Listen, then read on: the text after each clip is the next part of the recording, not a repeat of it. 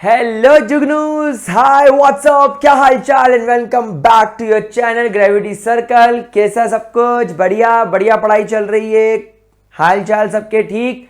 चलो great. Okay, तो हम लोग हमारे जुगनू बैच को आज आगे कंटिन्यू कर रहे हैं और जुगनू बैच के अंदर हम लोगों ने periodic classification of element chapter number 3 start कर दिया था।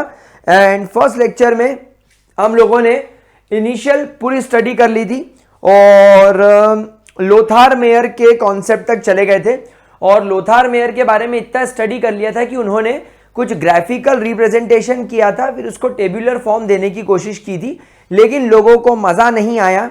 क्योंकि लोगों को मज़ा क्यों नहीं आया? क्योंकि थोड़ा सा वो कॉम्प्लिकेटेड सा लग रहा था। क्या ये चीज़ क्लियर हो गई? क्या ये चीज़ क्लियर हो गई? अब हम आगे बढ़ सकते हैं। नाउ लगभग 1868 से 1869 के बीच की बात है। लगभग 1868 से 1869 के बीच की बात है। लोथार मेयर के ही पैरेलल, उन्हीं के साथ में उन्हीं के समकक्ष एक और साइंटिस्ट थे जिनका नाम था मेंडलीव, और मेंडलीव ने भी सेम काम किया था, लेकिन मेंडलीव ने चीजों को कॉम्प्लिकेटेड नहीं करा। जैसे लोथार मेयर ने एटॉमिक वॉल्यूम भी ले लिया, एटॉमिक वेट भी ले लिया, बॉइलिंग पॉइंट भी ले लिया, मेल्टिंग पॉइंट भी ले लिया, उन्होंने बहुत सारी फिजिकल प्रॉपर्टीज ले ली। इन्होंने ऐसा कुछ नहीं करा। इन्होंने बोला एक काम करो, बस एटॉमिक मास लो, केवल और केवल एटॉमिक मास लो और उस हिसाब से काम करो। जितने भी फिजिकल प्रॉपर्टीज है उसको एटॉमिक मास के साथ रखकर देखो। तो मेंडलीव ने उस समय 63 डिस्कवर्ड एलिमेंट्स को एक पीरियोडिक टेबल के अंदर 7 हॉरिजॉन्टल रोज, जिन्हें उन्होंने नाम दिया पीरियड, और 8 वर्टिकल कॉलम्स, जिन्होंने उन्हें नाम दिया ग्रुप्स, और उन्हें नंबर दिया 1 to 8 में रखना शुरू किया। और क्या ऑब्जर्व किया कि जब वो एक टेबल के अंदर पहला एलिमेंट रखते थे, उसके बाद सेकेंड ग्रुप में आते थे, फिर थर्ड ग्रुप, फिर फोर्थ, फिर फिफ्थ, फिर सिक्स्थ, फिर सेवंथ, फिर एट्थ ग्रुप के बाद जब वो वापस आते थे तो उन्हें वापस से एक वैसा ही एलिमेंट दिखता था जो उन्होंने ऊपर रखा हुआ है। जैसे यहां पर अगर उन्होंने हाइड्रोजन रखा हुआ है तो उन्हें अगला एलिमेंट लिथियम मिलता था, फिर बेरिलियम रखा, boron, carbon, nitrogen, oxygen, fluorine. Fluorine के बाद उनको वापस यहां पर क्या मिल गया? Sodium.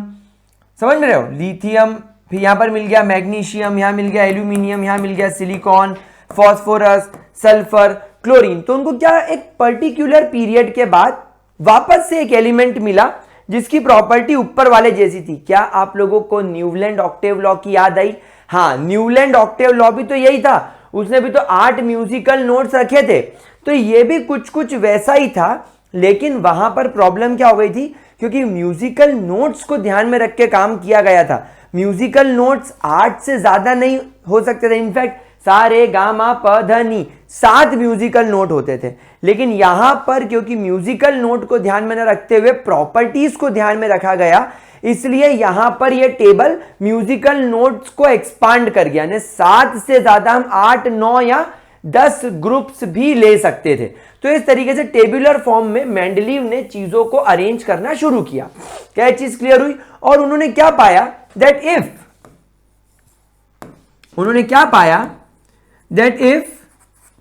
the elements are arranged in the increasing order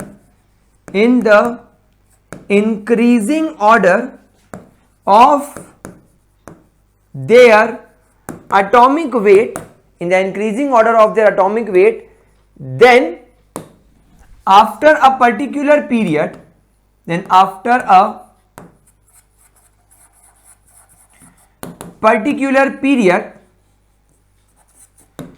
elements with same properties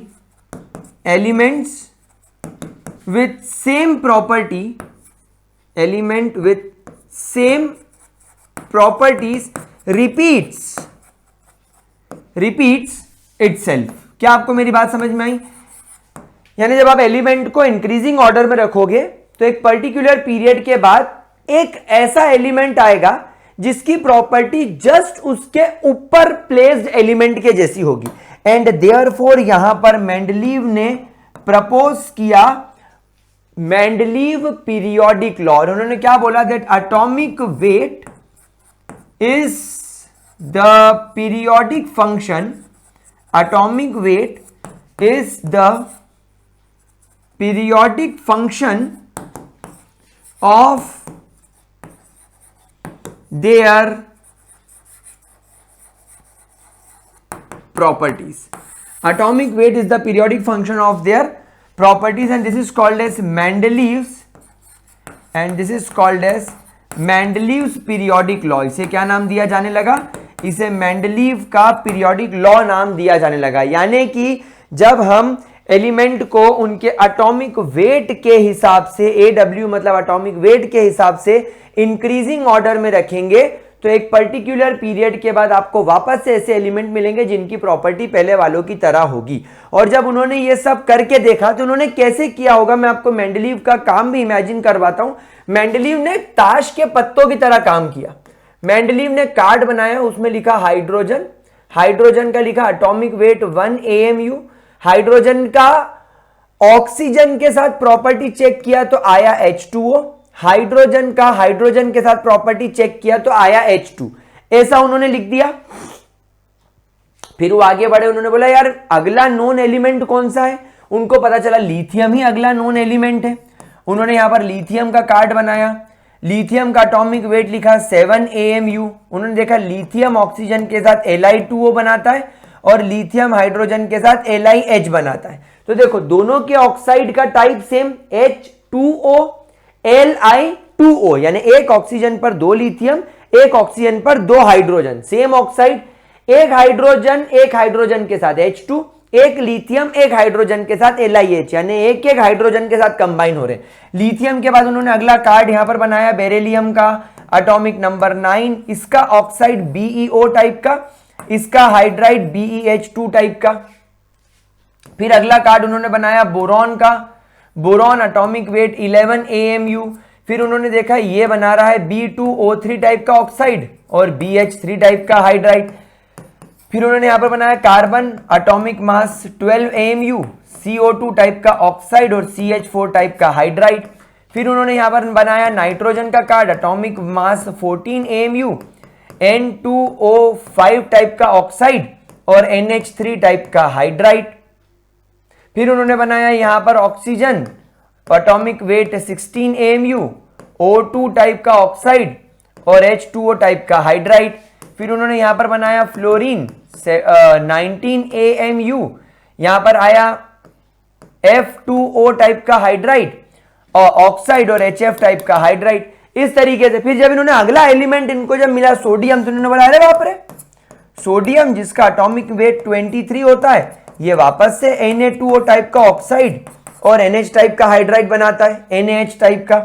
फिर इन्होंने क्या करा, ऐसे बहुत सारे कार्ड बना लिए और कार्ड के नीचे कार्ड, कार्ड के नीचे कार्ड, कार्ड के नीचे कार्ड, जो सेम टाइप की प्रॉपर्टी वाले थे वो रखते गए। तो ऐसा करते करते करते करते अल्टीमेटली इनको क्या मिला, इनको इस प्रकार का एक पीरियोडिक टेबल मिल गया। इनको इस प्रकार का एक बहुत बढ़िया वाला पीरियोडिक टेबल मिल गया, जो आप लोगों की स्क्रीन पर आपको भी दिखाई दे रहा है। लेकिन उसके पहले मैं आपको एक बात बता दूं कि इन्होंने जो ये एलिमेंट क्लासिफाई किए थे, इन्होंने ये जो एलिमेंट क्लासिफाई किए थे, आप देखो जब हम यहां से यहां आ रहे हैं, यानी जब हम लोग लेफ्ट से राइट आ रहे हैं, दैट मीन्स हम लोग जब लिथियम से फ्लोरीन की तरफ जा रहे हैं, इसे बोला गया पीरियड। और जब हम लोग टॉप से बॉटम की ओर जा रहे हैं, ऐसा, इसे नाम दिया गया ग्रुप। यानी ये जो आप देख रहे हो हाइड्रोजन, लिथियम, सोडियम, हम बोलेंगे ये एक ग्रुप के अंदर आए हैं।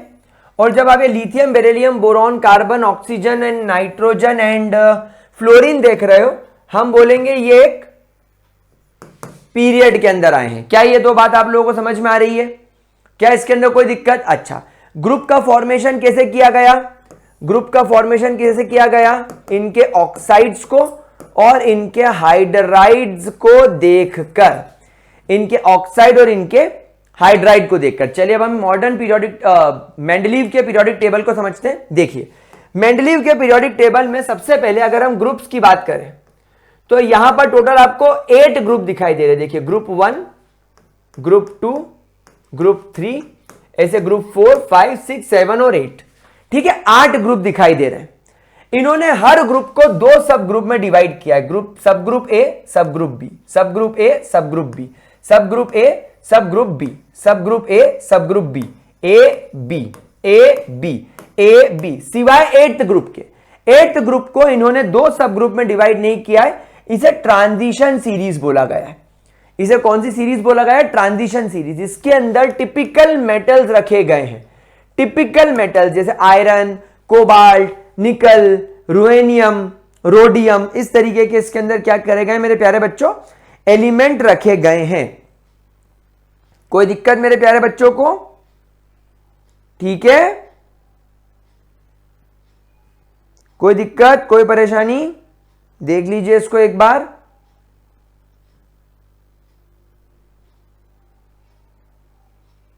चलिए आगे बढ़े। अब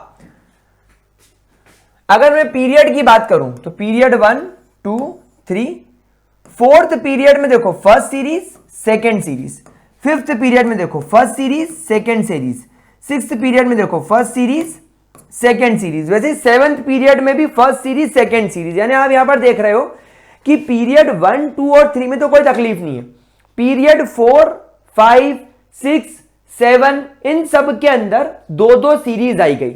ऐसा क्यों, वो भी मैं आपको बताता हूं। वो भी हम धीरे धीरे इसको समझने की कोशिश करेंगे, हमको सब कुछ बढ़िया तरीके से क्लियर हो जाएगा, कोई टेंशन लेने वाली बात नहीं है। ठीक है, चलिए आगे बढ़े।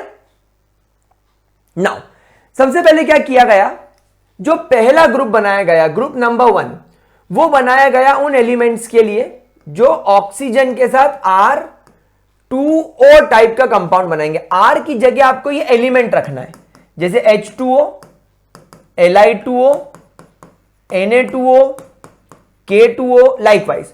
और हाइड्रोजन के साथ में वो RH टाइप का कंपाउंड बना है, जैसे एक हाइड्रोजन दूसरा हाइड्रोजन के साथ में HH, तो HH की जगह हम उसको H2 लिख देते हैं। ये बनाएगा LiH, ये बनाएगा NaH, ये बनाएगा KH। समझ में आ गई बात प्यारे बच्चों को? तो इस तरीके के एलिमेंट्स सेम ग्रुप के अंदर रखे गए। फिर RO एंड RH2 आएगा यहां पर,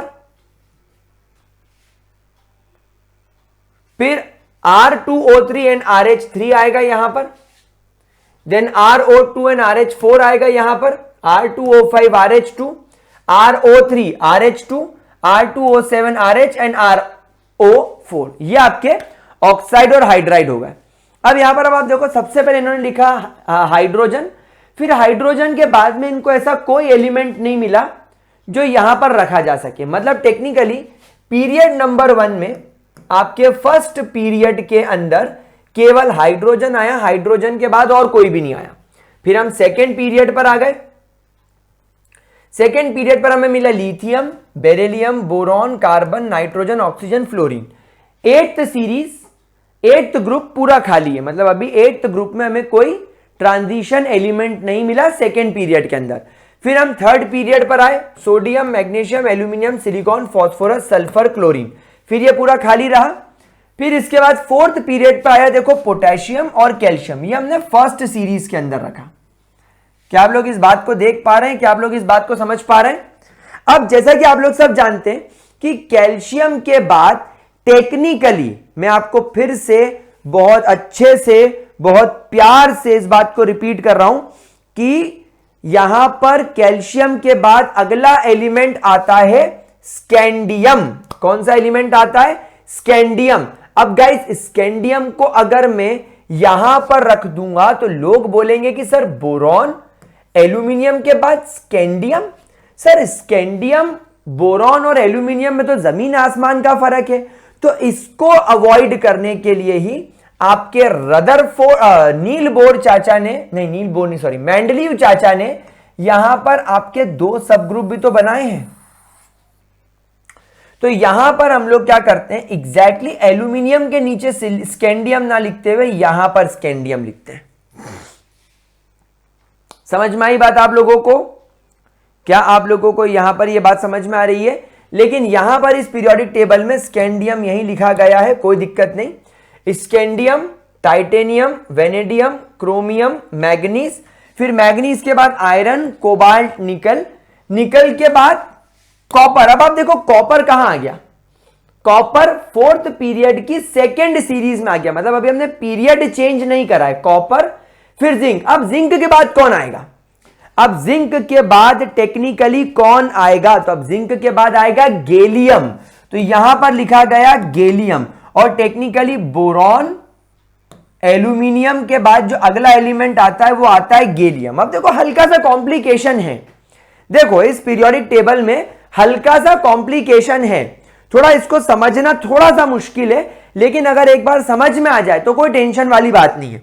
तो आप देखो मेंडलीव ने कितना इंटरेस्टिंग वे में इस चीज को अरेंज किया है। अब गैलियम के बाद में कौन आएगा, जर्मेनियम।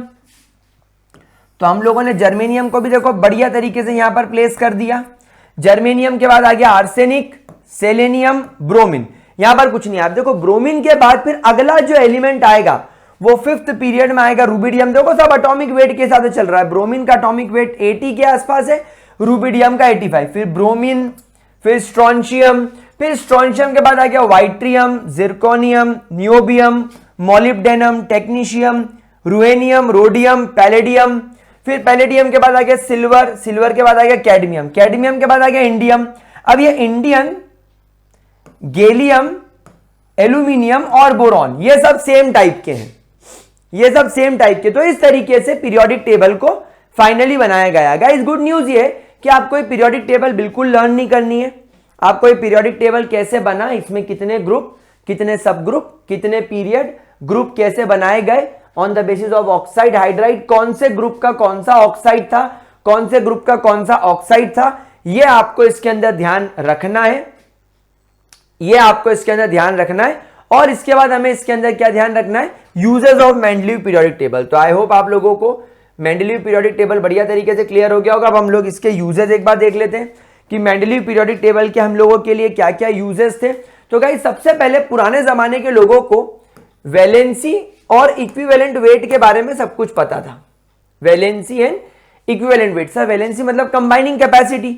अब आप मुझे एक बात बताओ, तुम्हारा हाइड्रोजन ऑक्सीजन के साथ H2O बना रहा है, हम लोग सब जानते हैं ऑक्सीजन की वैलेंसी होती है 2, तो हाइड्रोजन की वैलेंसी ऑटोमेटिकली 1 समझ में आ गई, क्या बात समझ में आ गई।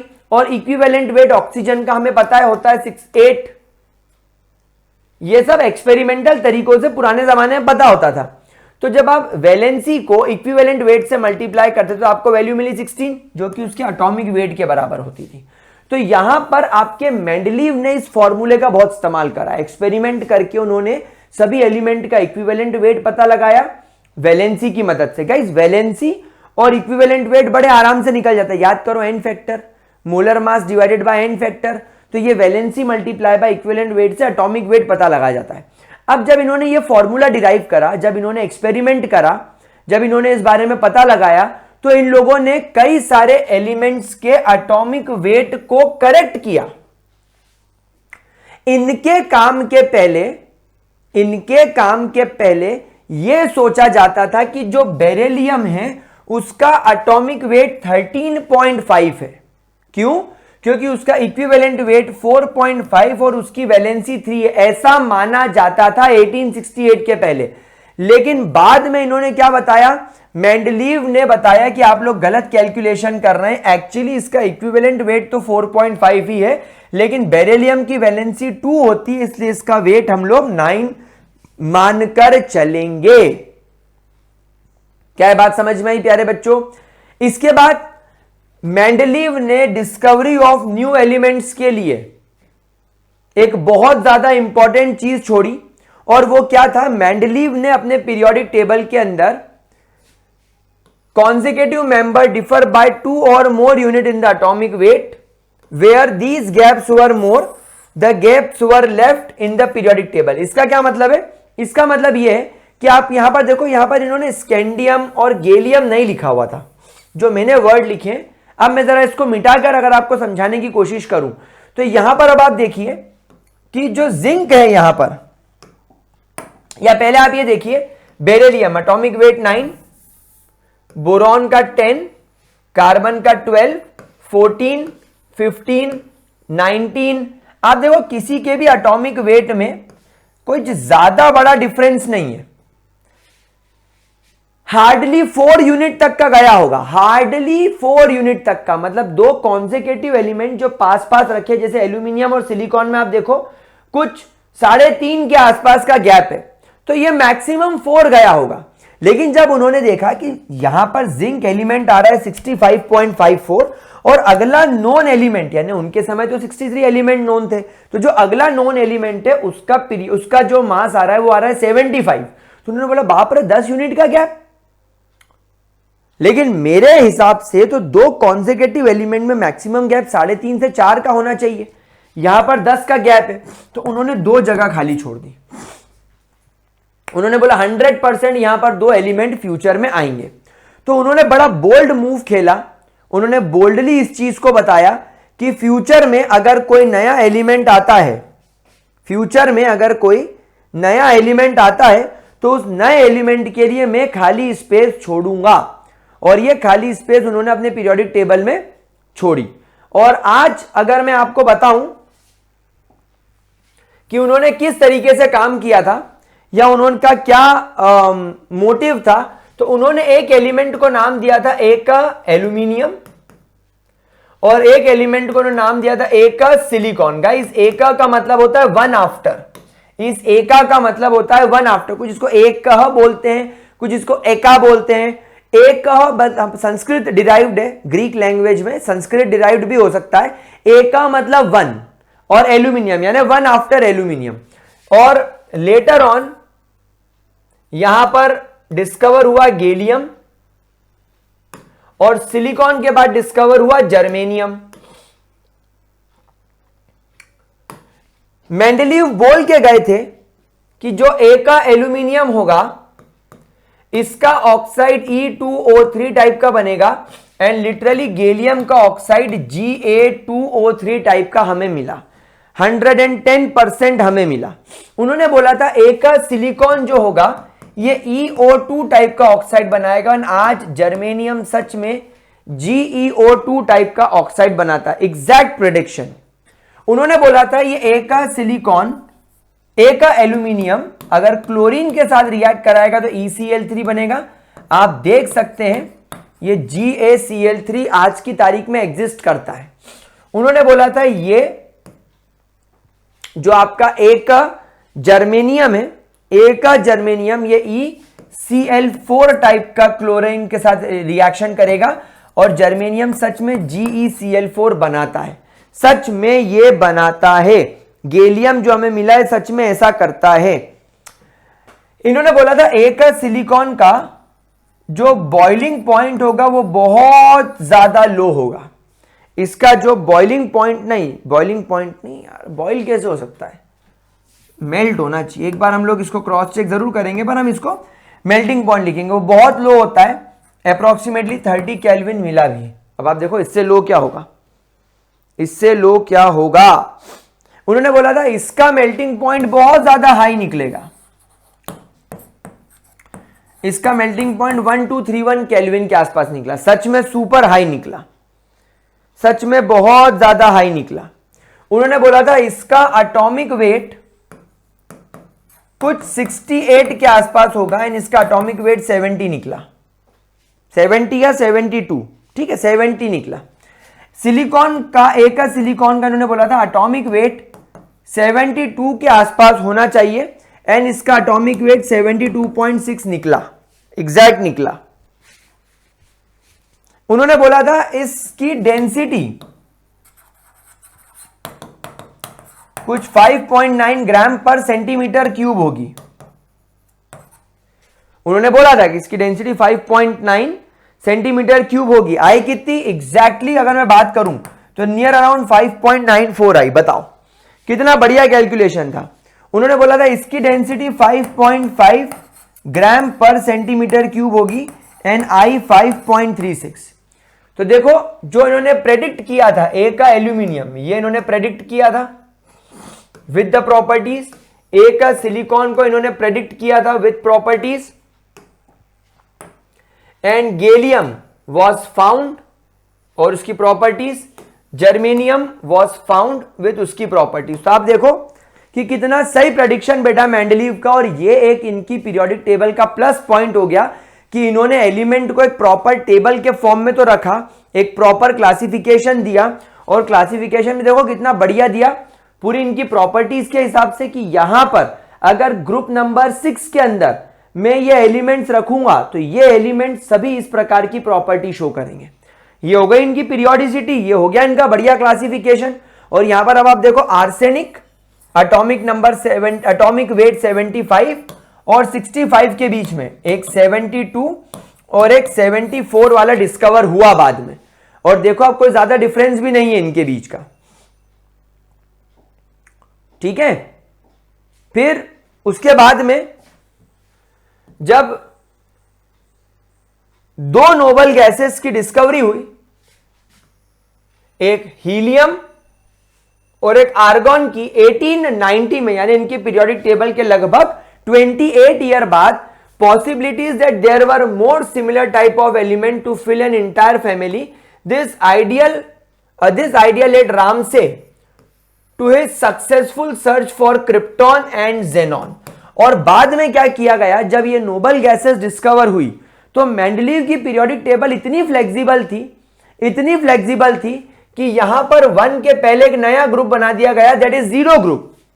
पीरियोडिक टेबल में आपके फर्स्ट ग्रुप के पहले एक नया ग्रुप बना दिया गया 0 ग्रुप, जिसके अंदर सारी नोबल गैसेस जैसे हीलियम, फिर neon, argon, krypton, xenon, radon,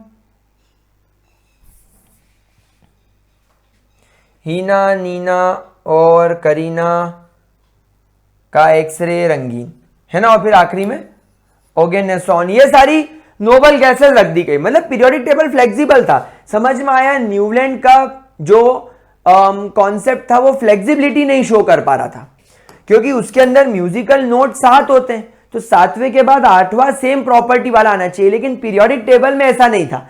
हमने एक 0 ग्रुप भी जोड़ दिया तो कोई टेंशन नहीं, एक ग्रुप और बढ़ गया, उससे किसी एलिमेंट की प्लेसमेंट में कोई फर्क नहीं पड़ा, तो ये एक बहुत बढ़िया बात हो गई।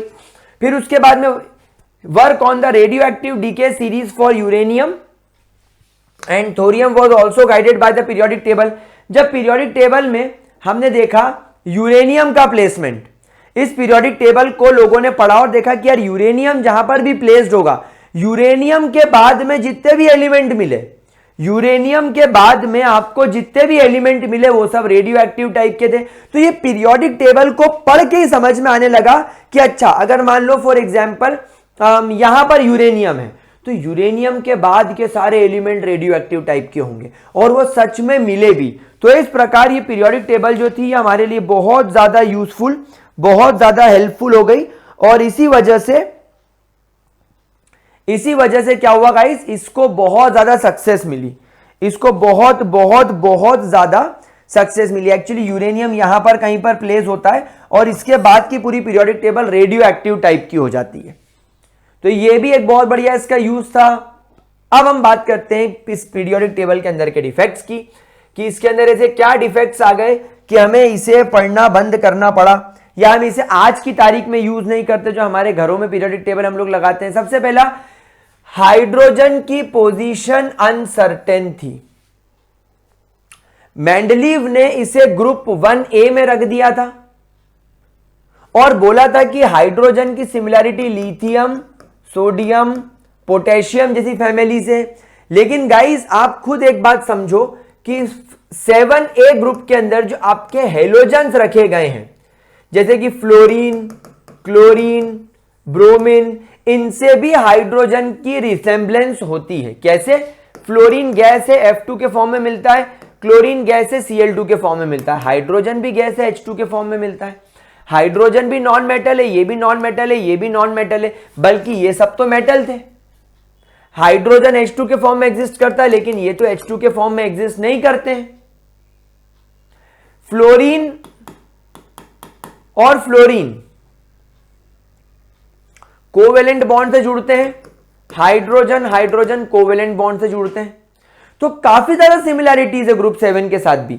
तो अगर आप एलिमेंट को on the basis of their similarity रखते हो, तो आपने हाइड्रोजन को ग्रुप 1A के अंदर कैसे रख दिया जब उसकी सिमिलैरिटी हेलोजन के साथ भी है? तो हाइड्रोजन की पोजीशन रियलिटी में अनसर्टन है, मेंडलीव ने उसको सर्टन कर दिया, तो ये पहला ड्रॉबैक आ गया। दूसरा drawback, there was no position for isotopes. Isotopes मतलब जिनका एटॉमिक नंबर तो सेम होता है लेकिन एटॉमिक मास डिफरेंट होता है। अब मुझे एक बात बताइए, आपने पूरा पीरियोडिक टेबल मास के हिसाब से अरेंज करा, अब अगर आपने इसको मास के हिसाब से अरेंज करा है तो मुझे एक बात बताओ, कार्बन को अगर आपने 12 आइसोटोप को यहां जगह दी है तो कार्बन के 14 आइसोटोप को कहां जगह दोगे? और अगर 14 आइसोटोप को यहां जगह दोगे तो फिर नाइट्रोजन कहां जाएगा? समझ में आ रहा है पॉइंट, फैक्टर समझ में आ रहा है? अगर क्लोरीन 35.5 यहां है तो क्लोरीन 37.00 यहां लिखना चाहिए, और अगर यहां नहीं लिखना चाहिए तो फिर इसको यहां लिखना चाहिए, और अगर यहां क्लोरीन आएगा तो फिर पोटेशियम कहां जाएगा? क्योंकि तुम लोग, हम कुछ नहीं बोल रहे हैं, मेंडलीव खुद बोले ना कि atomic weight is the periodic function, उन्होंने खुद ने ये वर्ड यूज किया ना एटॉमिक वेट। तो अगर तुम एटॉमिक वेट यूज कर रहे हो तो तुम आइसोटोप को भी कंसीडर करो, तुमने आइसोटोप को कंसीडर ही नहीं करा। और चलो पीरियोडिक टेबल में नहीं लिख रहे हो, लेकिन अगर कल से कोई पूछता है कि आइसोटोप का क्या, तो आपके पास में कोई जवाब नहीं होगा। अच्छा, लेंथेनाइड और एक्टेनाइड के लिए कोई अलग से जगह नहीं थी। Although there is no resemblance except valency of subgroup A and B, they have been put in the same group। ये भी मेरे को पॉइंट अच्छा नहीं लगा, जैसा मैंने आपको पढ़ाते पढ़ाते बोला था कि इवन दो ये टेबल थोड़ी कंफ्यूजिंग है बट अच्छी है, लेकिन मेरे को एक बात बताओ, मेरे को तो कंफ्यूजन हो रहा है ना, मेरे को तो कंफ्यूजन हो रहा है ना। आपने फोर्थ पीरियड के अंदर आकर क्या करा, आपने फोर्थ पीरियड के अंदर पोटेशियम और कॉपर को एक साथ रख दिया। इनमें सिमिलरिटी क्या है? बस वैलेंसी की। भाई पोटेशियम की आप लोगों ने वैलेंसी पता लगाई, पोटेशियम की वैलेंसी 1 होती है K2O, कॉपर भी Cu2O बनाता है, मतलब दोनों की वैलेंसी 1 है। लेकिन तुम ये कैसे भूल गए कि कॉपर CuO भी बनाता है? यहां पर तुम्हारे जो ट्रांजिशनल एलिमेंट होते हैं इनकी मल्टीपल वैलेंसी होती है। तो आपने यहां पर क्या करा, कुछ लिमिटेड एक्सपेरिमेंटेशन के बेसिस पर सिमिलर वैलेंसी वालों को सेम पीरियड के अंदर रख दिया। फोर्थ पीरियड में पोटेशियम भी है, कॉपर भी है, लेकिन पोटेशियम और कॉपर में इसके अलावा और कोई सिमिलैरिटी नहीं है। इनफैक्ट आपने ग्रुप को ए और बी करके और कंफ्यूजन क्रिएट कर दिया।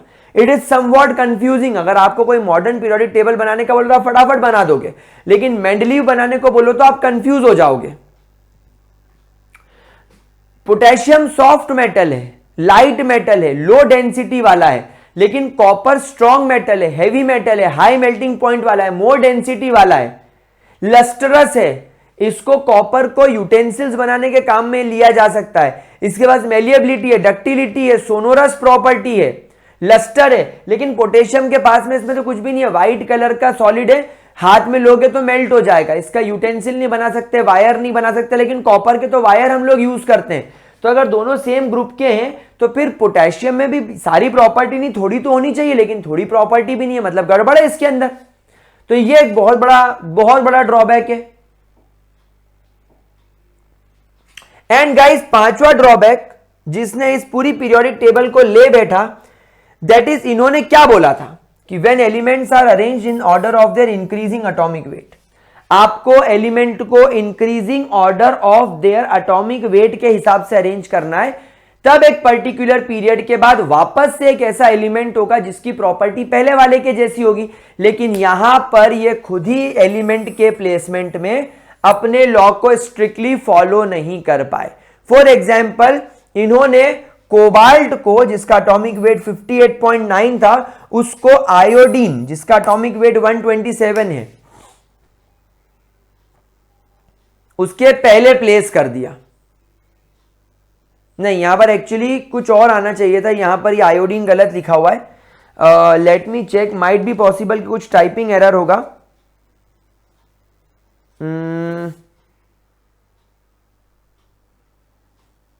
नहीं, इसके अंदर कुछ टाइपिंग एरर है। हम लोग एक काम करेंगे, कोई दिक्कत नहीं, पीरियोडिक टेबल में चल के मार्क करेंगे। देखो एक्चुअली वो कोबाल्ट के पहले, कोबाल्ट इज प्लेस, देखो आप यहां पर इस चीज को खुद रेक्टिफाई करो, किताबों के अंदर प्रिंटिंग मिस्टेक होती है और हमारे टाइपिस्ट को क्या पता, उनको बेचारों को केमिस्ट्री थोड़ी आती है। देखिए कोबाल्ट का एटॉमिक वेट है 58.93 और निकल का एटॉमिक वेट है 58.71। देखिए इसका एटॉमिक वेट ज्यादा है, तो एक्चुअली कोबाल्ट को निकल के पहले रख दिया। तो यहां पर इसने जो आयोडीन लिखा है ना, ये आयोडीन नहीं होना चाहिए, ये होना चाहिए था निकल, पहली फुर्सत में निकल, इज प्लेस्ड बिफोर निकल। तो हम इसको निकल कर लेंगे और इसका एटॉमिक वेट भी हम लोग यहां पर रेक्टिफाई करके लिख लेंगे ताकि हम लोगों को नोट्स बनाने में कोई प्रॉब्लम नहीं आए। इट इज प्लेस्ड बिफोर निकल, जिसका एटॉमिक वेट 58.71 होता है। क्या ये बात समझ में आई? और आर्गोन 39.9 को पोटेशियम के पहले रख दिया गया। तो इस तरीके से ये खुद ही अपने लॉ को कई जगह पर फॉलो नहीं कर पाए बेचारे, कई जगह पर इनको ये प्रॉब्लम आई, ये अपने लॉ को खुद ही फॉलो नहीं कर पाए, इनको गड़बड़ कई जगह सहन करने को पड़ी। इनने देखा कि अरे यार ये तो अब मैं क्या करूं, बट ये भी क्या करते हैं, देखो यहां पर tellurium atomic weight 127.60, 127.60 and iodine 126.90। यहां पर प्रॉब्लम आई। इस तरीके से पीरियोडिक टेबल के अंदर कई जगह पर, अब जैसे यहां पर देखो पोटेशियम है, पोटेशियम के पहले अगर मैं यहां पर आर्गोन गैस प्लेस कर दूं तो गाइस आर्गोन का मास 39.9 होता है। अब आर्गोन का मास 39.9 हो गया, लेकिन इसका मास तो 39.1 है, तो ये भी एक प्रॉब्लम हो गई। तो ये अपने खुद के पीरियोडिक लॉ को बेचारे खुद अच्छे तरीके से फॉलो नहीं कर पाए। क्या ये चीज क्लियर होती है? और इसी वजह से हमारे मेंडलीव के पीरियोडिक टेबल के अंदर थोड़ी सी गड़बड़ी आ गई। कोई दिक्कत, कोई परेशानी? अच्छा, अब लेकिन हम लोग स्टार बनाएंगे और एक बात लिखेंगे गाइस, पीरियोडिक टेबल के अंदर एक साइंटिस्ट है जिनका नाम था ग्लेन सीबोर्ग। इन्होंने एक एलिमेंट को डिस्कवर किया था, इन्होंने एक एलिमेंट को डिस्कवर किया था जिसका एटॉमिक नंबर 101 था, यानी हमारे एलिमेंट में 101वें नंबर का एलिमेंट इन्होंने डिस्कवर किया था। In order to give him and in order to give tribute to Mendeleev, क्योंकि मेंडलीव का काम कोई हल्के पतले का काम नहीं है। इन्होंने बहुत रिसर्च, बहुत मेहनत करी होगी। आप देखो equivalent weight, valency, atomic weight, intentionally elements के लिए जगह छोड़ देना, प्रॉपर्टी के हिसाब से अरेंज करना, जहां जहां इनको लगा कि मेरा खुद का लॉ फेल हो रहा है उसके बावजूद भी एलिमेंट को सिमिलर प्रॉपर्टी में, सिमिलर ग्रुप में जमाने के लिए अपने लॉ को तोड़ना, ये सब मेंडलीव ही कर सकते थे।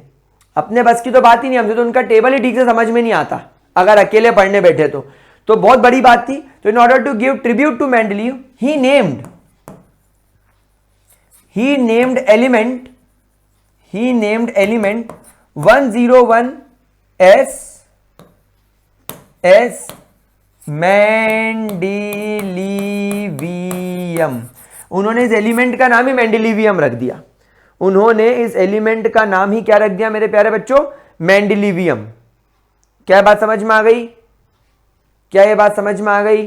कोई दिक्कत, कोई परेशानी? इसका आप सिंबल लिख लीजिए MD, मेंडेलिवियम, MD।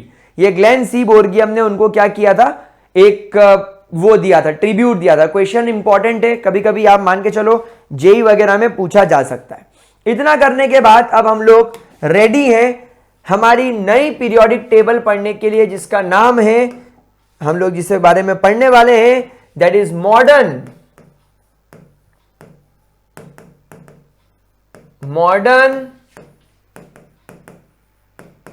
Periodic table. क्या पढ़ने वाले हैं? Modern periodic table. It was given by Henry मोजले इन 1913। मतलब आप देख रहे हो कितने टाइम बाद 1868-1869 में मेंडलीव का पीरियोडिक टेबल आ गया था। उसके 28 6 7 8 9 यानी 32 6 7 8 9 32 42 और 45 इयर्स के बाद ये मॉडर्न पीरियोडिक टेबल आया है। और ये मॉडर्न पीरियोडिक टेबल के डिस्कवरी के पीछे जो मेन रीजन था, the main reason for the success, the main reason for this periodic table is knowledge of atomic structure। आपको तब तक स्ट्रक्चर ऑफ एटम के बारे में नॉलेज हो गया था, एंड सबसे इंपॉर्टेंट अबाउट इलेक्ट्रॉनिक कॉन्फ़िगरेशन, यानी कैसे इलेक्ट्रॉन एक एटम के अंदर भरे जाते हैं, and quantum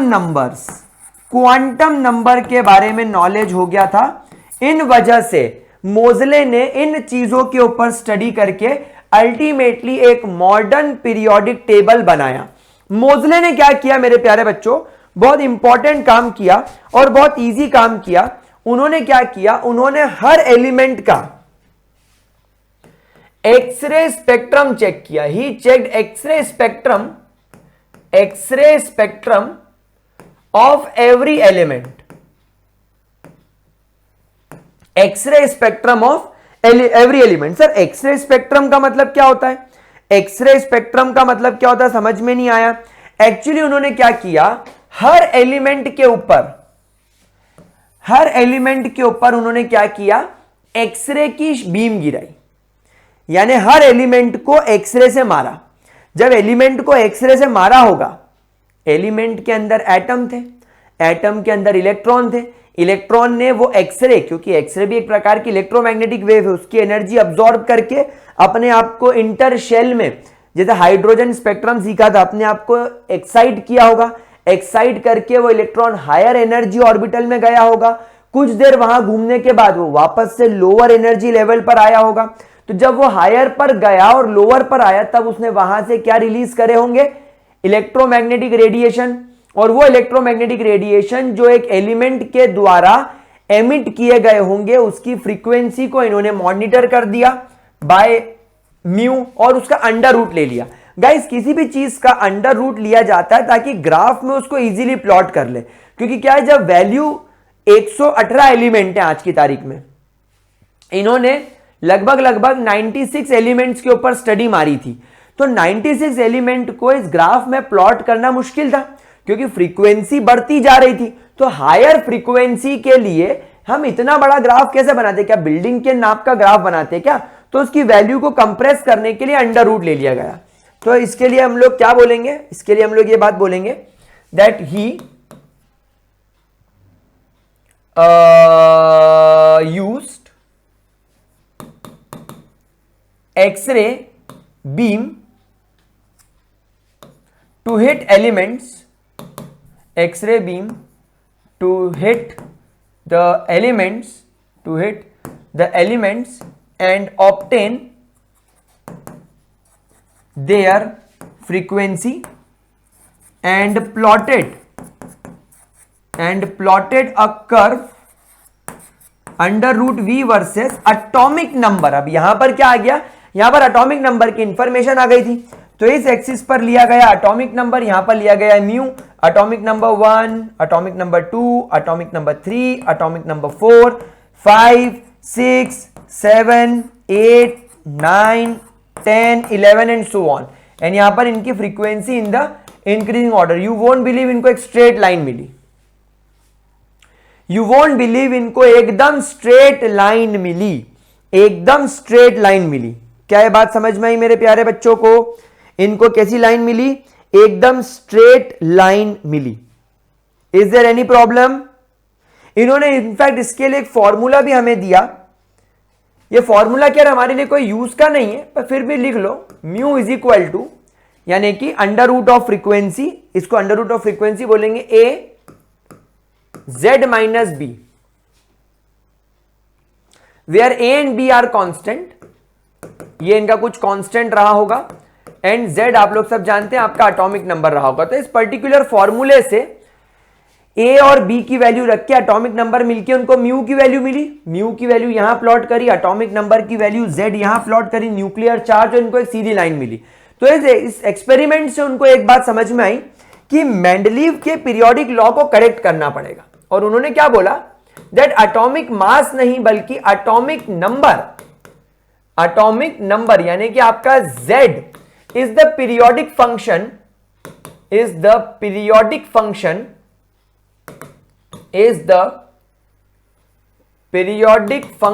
of the properties of the elements, and this is called as modern periodic law, and this is called as modern periodic law। यानी मॉडर्न पीरियोडिक लॉ और मेंडलीव पीरियोडिक लॉ में बस एक छोटा सा डिफरेंस है। Modern periodic law atomic number के बारे में बात करता है, और एटॉमिक नंबर तो हम लोग जानते हैं, तो हर एलिमेंट का फिंगरप्रिंट है। अगर मेरा फिंगरप्रिंट और आपका फिंगरप्रिंट लिया जाए, दोनों में डिफरेंस है। दुनिया में हर इंसान का फिंगरप्रिंट डिफरेंट होता है, और इसी तरह आपके दुनिया में हर एलिमेंट का एटॉमिक नंबर डिफरेंट होगा। यानी यहां पर बहुत सारे इश्यूज जो मेंडलीव में एटॉमिक वेट की वजह से आ रहे थे, यहां सॉल्व हो जाएंगे। वहां पर हायर एटॉमिक वेट को कभी कभी आगे रखना पड़ रहा था लोअर एटॉमिक वेट के, उनका लॉ टूट रहा था। यहां पर नहीं टूटेगा। वहां आइसोटोप का लफड़ा था क्योंकि एटॉमिक मास की बात हो रही थी, यहां एटॉमिक नंबर की बात हो रही है। कार्बन के 3 आइसोटोप है, कोई फर्क नहीं पड़ता। मैंने तो कार्बन एटॉमिक नंबर 6 के हिसाब से रखा हुआ है। अब एटॉमिक नंबर 6 कार्बन के 3 आइसोटोप है, हमें उसकी कोई टेंशन नहीं, हमको उसको प्लेस ही नहीं करना है, क्योंकि हमारी पीरियोडिक टेबल तो एटॉमिक नंबर के हिसाब से चल रही है। तो इस तरीके से आपकी मॉडर्न पीरियोडिक टेबल का और मॉडर्न पीरियोडिक लॉ का फॉर्मेशन हुआ। बोलो क्या यहां तक चीज क्लियर हुई? क्या हम आगे बढ़े और एटॉमिक नंबर और किस प्रकार एलिमेंट को रखा गया इस पीरियोडिक टेबल के अंदर समझ में आया? मतलब हाइड्रोजन की फ्रीक्वेंसी यहां आई, तो हीलियम की फ्रीक्वेंसी का कैलकुलेशन यहां आया, बिल्कुल एक स्ट्रेट लाइन मिली। तो मोजले ने बोला कि जब फ्रीक्वेंसी का, जो कि एक प्रकार की प्रॉपर्टी है, और ये एक्सरे स्पेक्ट्रम से निकली है, मतलब ये तो साला फिंगरप्रिंट है। एटॉमिक नंबर के साथ स्ट्रेट लाइन मिल रहा है, मतलब अब आपको कुछ भी नहीं करना है, आपको बस एलिमेंट को उनके increasing order of their atomic mass के हिसाब से रखते चलना है। और जैसे ही आप लोगों को सिमिलर प्रॉपर्टी वाला एलिमेंट मिले, आप वो एलिमेंट को पुराने एलिमेंट के नीचे रख दो in the form of table. और इस प्रकार आप लोगों के सामने आ गई हमारी मॉडर्न पीरियोडिक टेबल, जो कि आपको इस प्रकार से नजर आती है। आई होप आप लोगों ने सबने मॉडर्न पीरियोडिक टेबल तो अपनी लाइफ में देखी ही होगी, और इस प्रकार कुछ मॉडर्न पीरियोडिक टेबल नजर आती है। अब मॉडर्न पीरियोडिक टेबल को कंप्लीट डिटेल में हम लोग पढ़ना शुरू करते हैं। Ready guys?